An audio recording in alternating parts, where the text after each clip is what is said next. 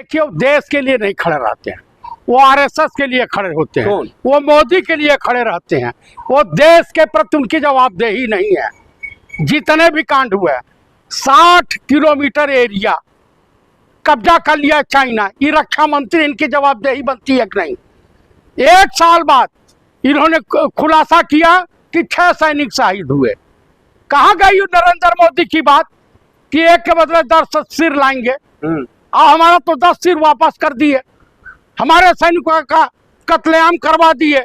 आप मुझे बताइए, इन सबों को हिंदुस्तान से कुछ लेना देना नहीं है, इन सबों को राम मंदिर से कुछ लेना देना नहीं है, इन सबों को हिंदुज़म से कुछ लेना देना नहीं है। अपना काम बनता, बाहर में जाए जनता, इनका नारा ये है। आप बताइए कि अभी आरएसएस ने मनाया है कि धर्मेंद्र प्रधान और हाईएस्टिन का जो दोस्त है हरदीप पुरी का इस्तीफा लिया जा रहा।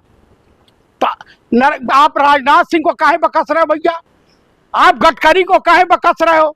ये इन सबों से बड़ा भ्रष्ट तो कोई है नहीं पृथ्वी पर। लेकिन राजनाथ सिंह तो लगातार देशभक्त है, जब से रक्षा मंत्री उनको बनाया है तब से वो देश के लिए लड़ाई लड़ रहे हैं। अच्छा, ये आप गए थे उनको सपने में मिलने? उतना बड़ा देशद्रोही, गद्दार, सेना के साथ गद्दारी करने वाला व्यक्ति कोई मिलेगा? पार्लियामेंट में झूठ बोलते, शर्म नहीं आती इस विभीषण को? आप बताइए, जयचंद की औलाद है, हमारे देश के साथ क्या कर रहा है? अभी एक खुलासा हो रहा है, तूफान, आर्थिक तूफान आने वाला है, न आपके जेब में पैसा बचेगा, आप बैंक बैलेंस सब खाली हो जाएगा। क्योंकि नरेंद्र मोदी जो भी काम कर रहे हैं, कहावत है ना, ये कहे थे कि कहावत है हमारे वहाँ पूर्वी उत्तर प्रदेश में, कोई आया था गंगा का लाल बनकर, रह गया गौतम अडानी और मुकेश अंबानी का दलाल बनकर। तो कुल मिलाकर के नरेंद्र मोदी और आरएसएस इस देश के सबसे बड़े दुश्मन हैं और गद्दार हैं।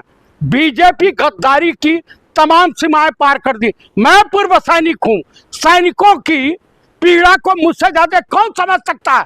राजनाथ सिंह सैनिक रहे हैं, ये तो जिंदगी भर हाफ कच्छा पहन करके घूमते थे। लेकिन जिम्मेदारी तो वो बाखूबी निभा रहे हैं ना। बिल्कुल नहीं निभा रहे हैं। अगर निभा रहे होते तो चाइना हमारे देश के लेह लद्दाख एरिया में और वहाँ क्या बोलते हैं, ये अरुणाचल में कब्जा नहीं करता। आप खुद अपने रक्षा मंत्री पद का वो सही से इस्तेमाल नहीं कर रहे हैं। वो युवाओं के लिए, माफ कीजिएगा, जवानों के लिए वो सही से स्टैंड नहीं ले पा रहे हैं। देश की जनता के लिए वो कुछ नहीं कर पा रहे। आप ये कहना चाह रहे हैं? वो देश के जवानों के लिए नहीं, देश के साथ गद्दारी कर रहे हैं। कैसे गद्दारी कर रहे हैं? आप बताइए कि चाइना, वही स्वर्गीय मुलायम सिंह रक्षा मंत्री थे। आप बताइए, इसी देश के रक्षा मंत्री बाबू जगजीवन राम रहे, इसी देश में एक सरदार जी रक्षा मंत्री रहे, एक एंटोनी रक्षा मंत्री रहे। उनके जमाने में हिम्मत नहीं हुई चाइना की, आया पाकिस्तान की आंख दिखाते। आप मुझे बता दीजिए, ये सब तो वो है कि 100 जूता खा तमाशा घुस के देखो। आप बताइए, जो मंदिर के चढ़ावे की चोरी पार्टी कर ले रही हो, जो मंदिरों में डकैती डाल रही हो, उस पार्टी से देशभक्ति की आप उम्मीद रख सकते हैं? लेकिन आप लोग जो लगातार 6 जवानों का जो आप जिक्र कर रहे हैं, नाम ले रहे हैं, इनको लेकर के तो जो है रक्षा मंत्री राजनाथ सिंह कुछ कह ही नहीं रहे हैं। काहे इन्होंने ही बयान दिया ना। उसके पहले हमारे देश के जनरल विदेश जा करके क्या कहा था कि हमारे गलती से 6-7 विमान मार गिराए गए। ये जनरल का बयान है, मेरा नहीं है। आप बताइए कि कितना गिरेंगे राजनाथ सिंह और ये सरकार हमारे सैनिकों को? काहे कि वो देश के लिए नहीं खड़े रहते हैं, वो आरएसएस के लिए खड़े होते हैं, वो मोदी के लिए खड़े रहते हैं। वो देश के प्रति उनकी जवाबदेही नहीं है। जितने भी कांड हुए, 60 किलोमीटर एरिया कब्जा कर लिया चाइना, ये रक्षा मंत्री इनकी जवाबदेही बनती है कि नहीं? एक साल बाद इन्होंने खुलासा किया कि 6 सैनिक शहीद हुए।